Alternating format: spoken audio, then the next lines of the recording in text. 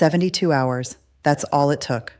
Hundreds of square kilometers gone from Russian control. Fortified lines that took months and billions to build collapsed. Elite units running. Military analysts who have tracked this war every single day are using a word they almost never use. Unbelievable.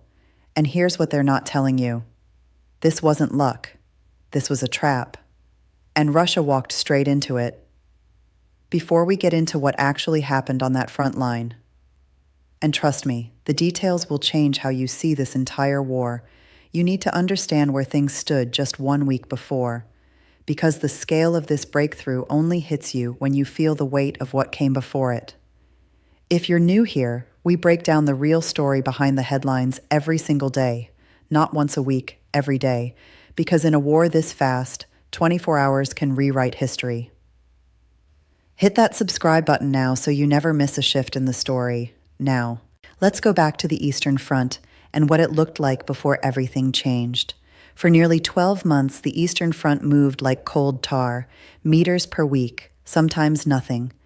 Russian engineers had constructed what independent military analysts, reviewing satellite imagery taken over the course of a year, described as the most extensive defensive architecture built on European soil since the Second World War. 3 separate lines, the outermost, anti-tank ditches carved deep into the earth, dragon's teeth concrete barriers, and minefields so dense that professional demining teams estimated complete clearance would take a full decade. Behind that, reinforced firing positions, command posts buried meters underground, overlapping weapons coverage designed to funnel any attacking force directly into pre-registered kill zones, and behind that, the deep reserve, armor, artillery, electronic warfare, units held specifically to crush any breakthrough before it could breathe. Military analysts had one word for this system: layered. Breaking the first line didn't mean you'd broken through. It meant you'd earned the right to fight for the second one, while the first line survivors reorganized and the reserves deployed against you. Ukraine had tried to crack this architecture before.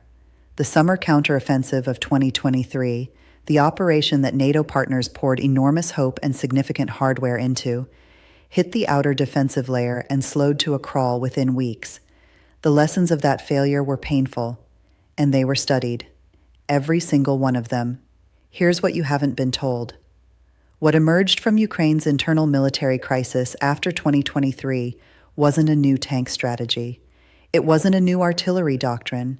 It was something that military historians study for generations after the fact, and that the public almost never hears about until it's already over. Deception. But not the kind you're thinking. Not a feint, not a fake troop movement. A full-spectrum, months-long, multi-layered strategic deception operation that hid the real offensive not just from Russian intelligence, but from most of Ukraine's own parliament. Stay with me, because the way Ukraine built this trap is unlike anything this war has produced before. Over 6 months, in complete operational secrecy, Ukraine constructed a ghost offensive, fake troop movements, staged logistics buildups, deliberate electronic emissions, command post activities designed to broadcast one thing to Russian surveillance. The main Ukrainian push is coming here. It wasn't. Russian intelligence, feeding on those signals, repositioned its strategic reserves. The armored units held back specifically to counterattack a Ukrainian breakthrough were moved to meet the threat that did not exist. That repositioning left one specific sector of the front line with fewer reserves than Russian defensive doctrine required. And Ukraine knew exactly which sector. Because Ukraine's intelligence picture, fed by satellite imagery, signals intercepts, drone surveillance, and human sources operating inside Russian-held territory for years, was more complete than Russia understood. The stage was set. Now came the strike. Before the first Ukrainian soldier crossed that line, a war that the public never saw was already won. And if you want to understand why this offensive succeeded where the 2023 operation failed, this is the part that matters most. Ukraine has spent 3 years of existential conflict building one of the most sophisticated battlefield intelligence systems ever assembled by a nation its size. The drone layer alone represents a capability that defense technology analysts describe as genuinely revolutionary. tens of thousands of first-person view drones operating simultaneously across a front line stretching more than 600 miles, each one a sensor, each one feeding imagery, thermal signatures, and movement data into a system that builds and continuously rebuilds a real-time picture of Russian positions. And we're updating our analysis of this system and its battlefield impact every single day. If you're watching this for the first time, subscribe, because tomorrow's update may be the most important one yet. Now here's the part that changes the math of warfare entirely. Ukraine built, with significant Western technical assistance but Ukrainian engineering talent driving the architecture, an AI-assisted targeting system, not a database, a living, updating, continuously cross-referencing intelligence engine that correlates drone footage, satellite passes, signals intercepts, and human intelligence reports into a single, GPS-precise, continuously updated target map.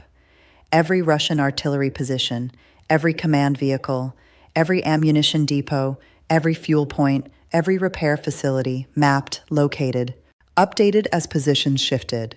This changes the mathematics of offensive warfare at the most fundamental level. You don't have to destroy everything in your path. You destroy the specific thing that would stop your advance. You suppress the specific system that would enable a counterattack. Precision doesn't just improve the odds, it rewrites the equation. And in the 96 hours before Ukrainian ground forces moved, that system executed the most precise pre-offensive strike campaign in this war's history. For 4 days before this offensive became a story, something was happening on the Russian side of the front line that Russian troops were experiencing in real time. But that appeared nowhere in public reporting. 4 days of strikes, not broad, not random, surgical, against a target list 3 months in the making. Keep watching. Because what those 4 days did to Russian defensive capability is the reason the map changed, and why it changed so fast. Ukraine struck Russian logistics in the offensive sector with a precision that previous generations of military planners couldn't have imagined. Fuel depots, gone. Armored vehicles in the target sector began operating at reduced fuel states, limiting their mobility at exactly the moment mobility would matter most. Forward ammunition supply points, struck. Russian artillery began experiencing shell constraints that reduced their sustained fire rate during the precise window Ukrainian forces needed to cross open ground. Command posts, the hardened, buried facilities where battalion and regimental commanders coordinate defensive operations, struck with munitions selected specifically for their underground penetration capability. When those command posts went dark, the defensive coordination that makes a layered system function began to collapse. Frontline units that couldn't reach their commanders couldn't request timely artillery support. Artillery batteries firing without current observer data missed. The pre-offensive strike campaign didn't guarantee the ground operation. It created conditions under which the ground operation was possible. And then the forces moved. Military historians will study this specific sequence of events for years. The penetration didn't happen where Russia was looking. The unit that made the initial breach wasn't the unit Russia had prepared for. And when the Russian reserve force finally got its orders and started moving toward the breach, something was already waiting for it. Here's exactly what happened. The breach force hit the first Russian defensive line at a point Russian intelligence had assessed as secondary, a judgment shaped directly by the deception operation Ukraine had been running for months.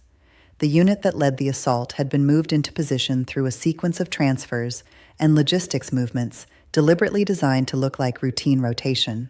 It was the tip of the spear, and when it crossed, it didn't stop. Russian defensive doctrine, shaped by 3 years of watching Ukrainian offensive operations, expected Ukrainian forces to slow at the first line, to fight for the trenches, to give the reserve force time to identify the penetration and counterattack. Ukraine's planners had studied that expectation carefully. The breach force bypassed what could be bypassed, left isolated positions for follow-on units to clear, drove into the depth of the Russian defensive position before the reserve force, displaced by the deception operation, stationed in the wrong location, could arrive. When the Russian reserve force finally received its orders and moved toward the breach, Ukrainian anti-armor teams, prepositioned based on precise intelligence about the exact route that force would use, were already in place. The counterattack ran into a prepared ambush. Not all of it was stopped. Enough of it was. The breach widened. The exploitation began. Let's put specific numbers on what happened, because in military operations, numbers tell the story that maps and arrows only approximate. In the first 24 hours after the initial breach, Ukrainian forces advanced between 15 and 22 kilometers on the main axis. In a war where 5 kilometers in a week has been considered a meaningful gain, 15 to 22 kilometers in a single day is a different category of military event entirely. By hour 48, liberated territory exceeded 400 square kilometers.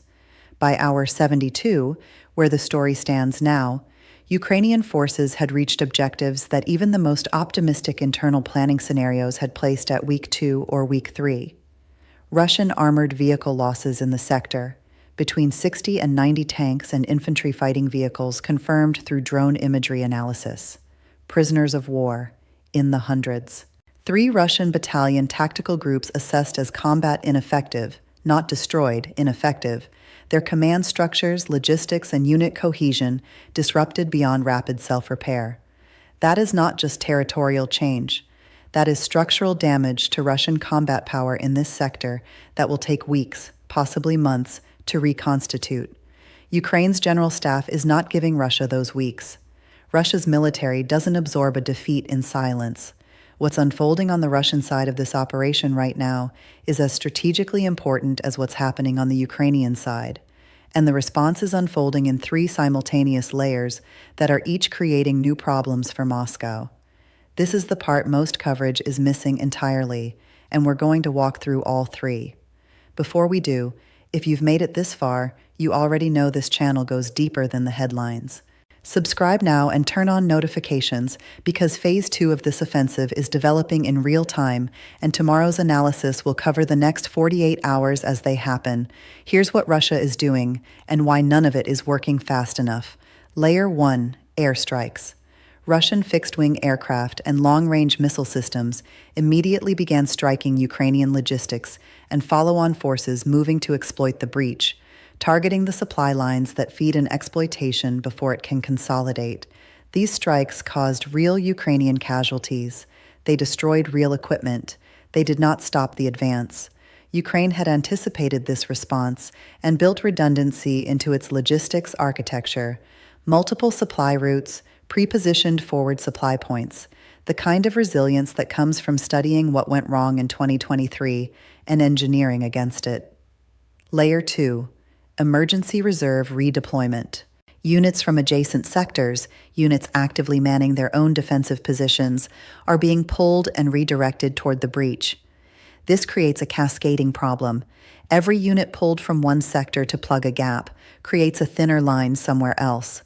Ukraine's intelligence system is watching those thinning points in real time. The same targeting network that enabled the original breakthrough is now identifying the gaps that emergency redeployment is opening. Layer 3, the information operation. Russian state media's initial coverage of the breakthrough followed the predictable sequence. First denial, then minimization, then the familiar framing that always emerges when Russian military setbacks can no longer be concealed. Tactical regrouping, planned withdrawal to prepared positions, the enemy's advance is a trap. Russian soldiers in those sectors are reading those reports on their phones. They are also looking at the reality around them.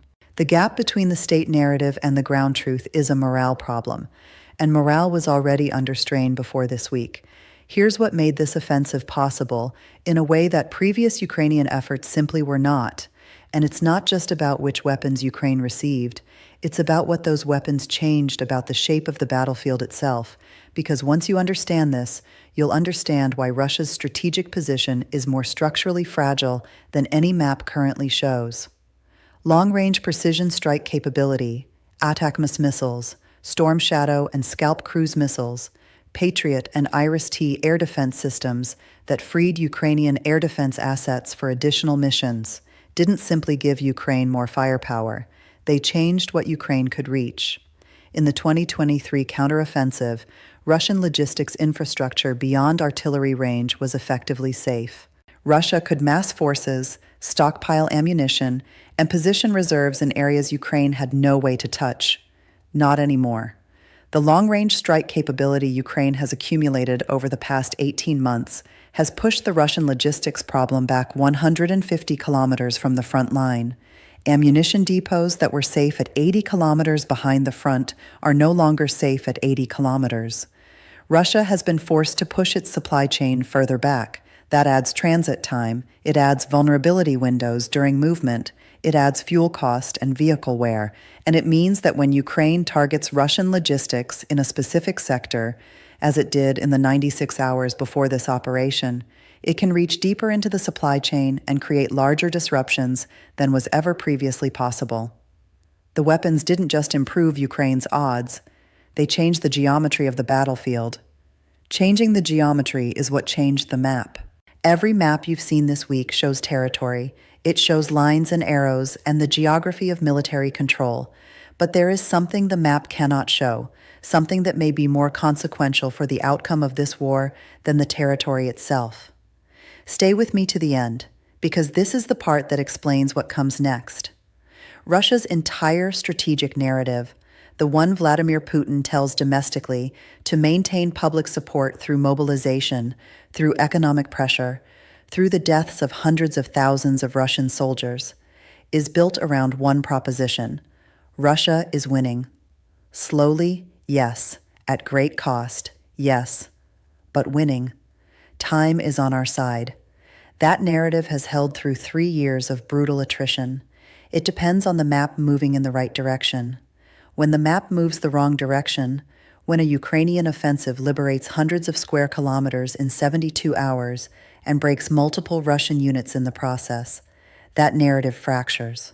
Not immediately, not completely. Russian state control of domestic information is sophisticated and deeply embedded, but it fractures. The military bloggers, the MIL bloggers who have become a significant, partially independent voice in the Russian information space, are already posting, not with triumphalism, with the specific language of people who understand military operations and who can read open-source data. They are angry. They are naming failures. They are criticizing commanders. Their audiences are Russian soldiers' families, Russian nationalist communities, the segment of Russian society most invested in this war. That anger creates political pressure, and each time the map moves the wrong way, managing that pressure becomes more expensive and more constraining for the Kremlin. Ukraine's general staff is not planning to stop. The first phase of an offensive is its most valuable period, when the enemy is disorganized, when reserves are destroyed or still in transit, when the psychological shock of rapid retreat is compressing decision cycles at every level of command. That window closes. It always closes. Either Russia gets sufficient reserves in place and the advance slows against reconstituted resistance, or the attacking force's own logistics begin to strain and the pace of advance drops naturally. Ukraine's planners know this. The orders flowing to exploiting units right now prioritize depth over breadth. Keep moving forward on the main axis. Don't stop to clear every position. Create maximum penetration depth while the window remains open. Simultaneously, forces on the flanks of the breakthrough are working to secure the shoulders of the penetration, the sides that are exposed to counterattack. A breakthrough whose flanks aren't held becomes a salient, a bulge exposed to attack from 3 sides. Military history is full of offenses that broke through and were then cut off and destroyed because the flanks weren't secured. Ukraine's planners have studied military history. The engineers and anti-armor teams are going to the flanks. The armored and mechanized forces are going forward, and the drones, the persistent everywhere drone surveillance that gives Ukraine a real-time picture of Russian movements across 600 miles of front, are watching all of it simultaneously. This offensive is changing calculations in rooms far from Kiev and Moscow. In Washington, the contested political debate over Ukraine aid, shaped by voices arguing that the war is unwinnable and that continued support is wasted, just got harder to sustain. It is difficult to argue Ukraine cannot win when Ukraine just won visibly, significantly, and with weapons and intelligence support that American taxpayers funded. In Beijing, military analysts are running the same study of this operation that they conduct after every significant development in this war. What worked? What failed? What does it reveal about the capability gap between an intelligently led, well-supported military adapting in real combat and a larger adversary relying on mass? China is watching this war as a laboratory, and every lesson learned about drones, precision strike, logistics resilience, and the information dimension of modern warfare goes directly into military planning, not for Ukraine, for Taiwan, for the South China Sea, for the contingencies Chinese military planners spend careers preparing for. In the urgency of maps and military sequences and geopolitical consequence, it is easy to lose track of what is actually happening on that ground. Ukrainian soldiers are dying in this offensive, not abstractly, specifically. Young men and women who drove forward into defended positions, who crossed minefields in vehicles designed to clear mines but not always able to survive the blast, who fought in the brutal intimacy of trench clearing, where decisions happen in seconds and the enemy is meters away. But for the families now returning to villages they were forced to flee, this is not a statistic. It is a door they haven't touched in months, now opening. It is streets their children remember, now safe to walk again. It is graves hidden under occupation, now accessible. And it is also loss. Soldiers who did not return, families receiving news that will reshape the rest of their lives, names that will one day be carved into memorials across Ukraine. On the Russian side, there are also soldiers caught in the collapse, some mobilized against their will, some prisoners, some still lost in the confusion of retreat. Their families are watching state media speak of tactical regrouping while waiting for phone calls that may never come. This offensive is both a military achievement and a human tragedy. Both are true at the same time, and both demand to be said. Here is where this stands. In 72 hours, a front line that had barely moved in 12 months shifted by hundreds of square kilometers. Russian units were broken. A deception months in the making paid off. A targeting system years in development proved its worth on the battlefield.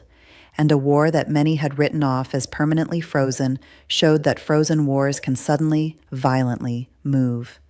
The next 48 hours will tell us whether Ukraine can hold momentum before Russia regroups, and we will be here analyzing every shift, every development, every turning point, every single day, not weekly, daily. If this kind of in-depth, honest analysis matters to you, if you want to understand not just what happened, but why it happened, and what comes next, subscribe right now. Turn on notifications. Because in a war where 72 hours can rewrite the map, you cannot afford to miss a day. Drop your answer in the comments below. Do you think Ukraine can sustain this momentum, or will Russia regroup in time? The conversation is already happening. Join it.